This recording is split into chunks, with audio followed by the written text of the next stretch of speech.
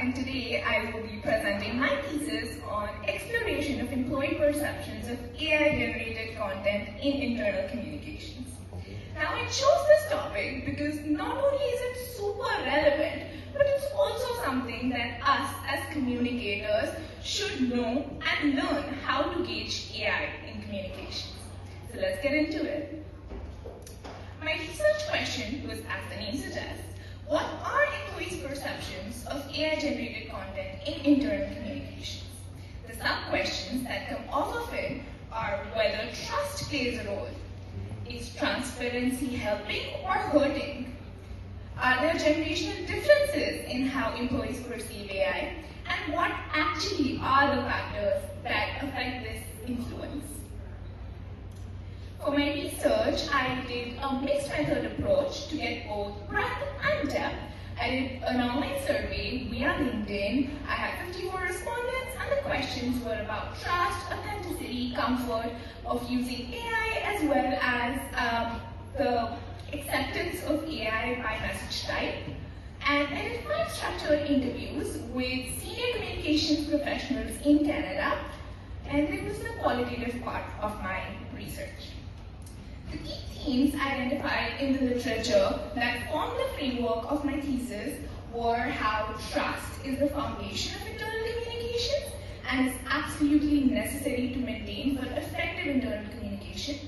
The diffusion of innovation theory, which basically proves how younger generation of employees like Gen Z and millennials are more prone to adopting new technologies such as AI because it's easier to use, it's compatible, it's efficient. However, older generations and older cohorts show more precaution. The authenticity and credibility, the media richness theory and social presence theory actually prove how AI-generated content can be leaner and lacking emotional presence. Transparency and disclosure. Now this is a big one. Transparency can affect trust in many ways. It can undermine it or encourage it depending on context. Human-AI collaboration. AI as a co-pilot and humans as authors, supervising, editing and putting in efforts to make AI-generated content into quality content. And a shocking one, nearly 75% of employers lack formal AI protocols regarding the use of AI in internal communications, which is a critical gap. Now, my key findings from the survey were that 46% of people said that suspecting AI reduces their trust in internal communications.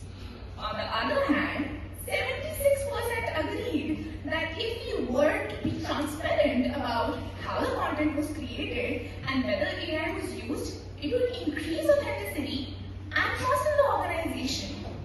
74% of people said that they accept AI for general announcements or routine updates. But as the emotional stakes go higher, the acceptance of AI goes lower. People don't accept AI for HR communication, for sensitive information, for leadership messages, for layoff messages. And for crisis communications, only 17% are okay with the use of AI. And that's a hard boundary. With my interview findings, I found that all 5 of my interviewees use AI in their daily workflows, and all of them said, and I quote, that they use AI as a brainstorm partner, which is how most of us use it. One participant put it the best way, saying, AI gets me 40% of the way there, but the rest has to be human. Participants agree that risks about disclosure of AI can lead to stigmatizing AI and also undermining trust. So one must be careful while doing the same. Situational transparency is the way to go. It depends on the context whether or not AI should be disclosed. All interviewees' organizations have some sort of governance or training structures in process to gauge the use of AI, and all of them had strong boundaries about where AI should not be used. That is, as I mentioned before, HR communications, crisis communication, leadership messages, layoff messages. These have to be human written. For bringing everything together, my literature and my primary research come together to identify these key themes. First, the trust is not actually placed in AI, but in the humans who supervise AI. So if the humans are not supervising AI, then probably nobody is accepting it. As for authenticity, we saw that 76% agreed that transparency enhances authenticity. So it's important for us to understand that thin line between disclosing the use of AI or over-disclosing it. Which brings me to my next point, situational transparency. Now, transparency needs to be according to the context. If something was heavily generated by AI and not overlooked by humans, yes, by all means, it must be disclosed. However, if something was just used for a first draft or for brainstorming, there is absolutely no need to disclose it, especially in internal contexts. And lastly, human-AI collaboration. This is one model that came across in all of my data points. Human-AI collaboration. AI as a co-pilot, which enhances efficiency, while humans provide judgment, empathy, warmth, and relational depth. Also, one interesting finding was that the experience with AI and not generational identity or one's age is a stronger predictor of their trust and their acceptance of AI. So if you have more experience in using AI, you would be more comfortable with it, no matter what age or generational identity you belong to. Lastly, if I were to do this research again, or to take it further when I do my master's, these are some of the things that I would love to research. One is to expand my horizon of generational adaptation.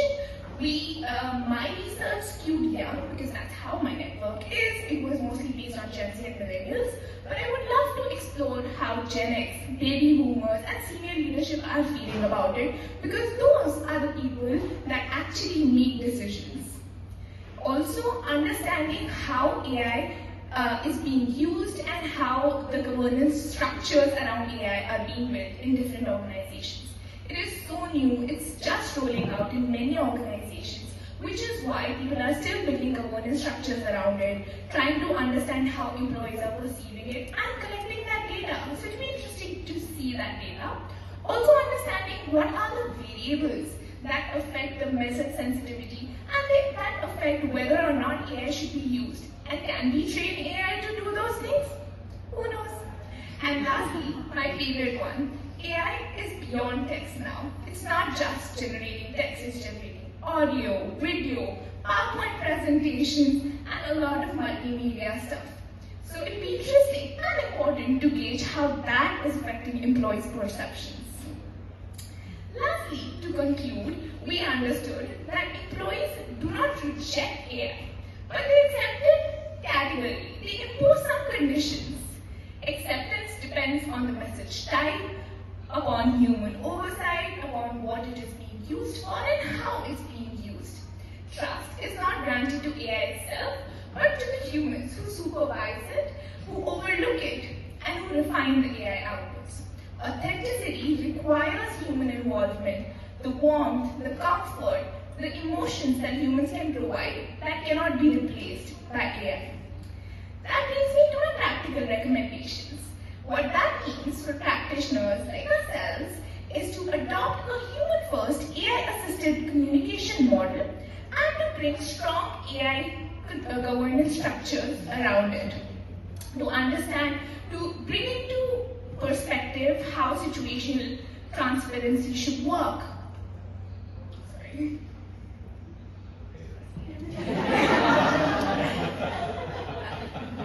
How situational transparency should work. Establish content-specific AI use. For example, it should not be used for crisis communications. To monitor employee perceptions, to invest in AI literacy, and to build more relational richness.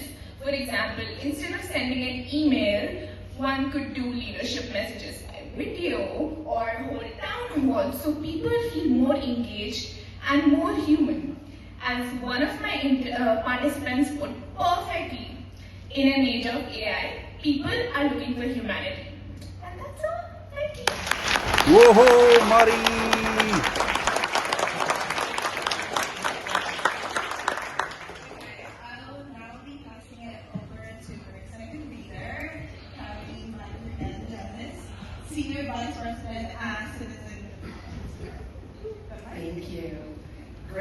presentation.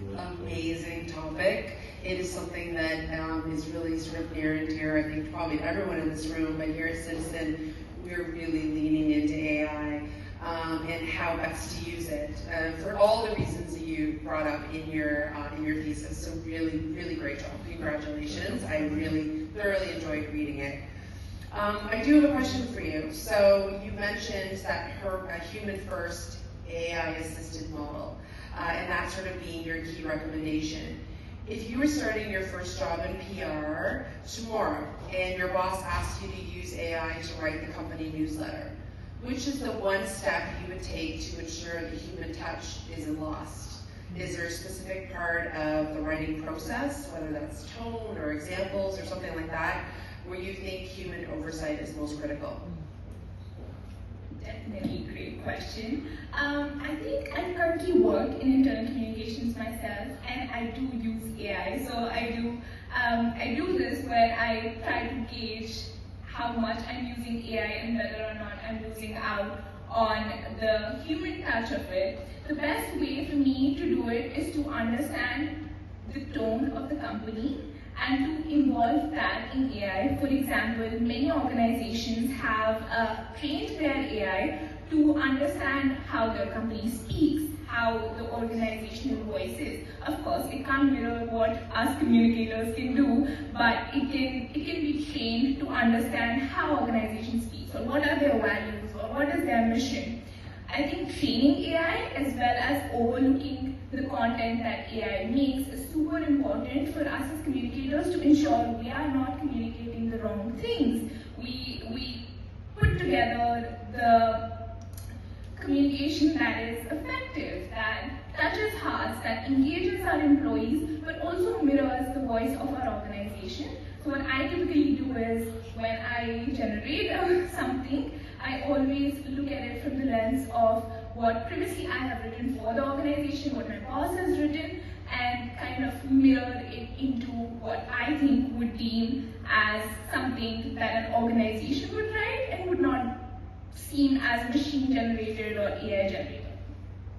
That's awesome, thank you. You kind of just answered my second question, which was going to be about what is that sort of secret ingredient that humans bring to the table that AI can't quite do yet, which is scary. But I think you just answered it. It is really that human touch and the emotion. Thank you so much. Really great job.